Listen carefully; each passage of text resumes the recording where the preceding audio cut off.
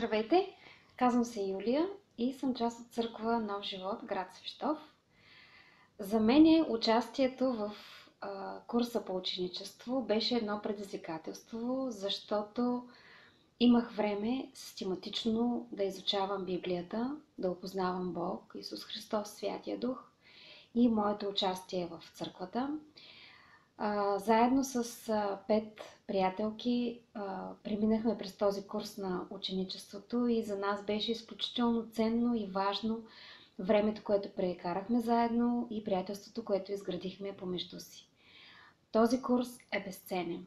Пожелавам на тези, които не са го изкарали, да го започнат и да го изкарат с удоволствие. Благодаря!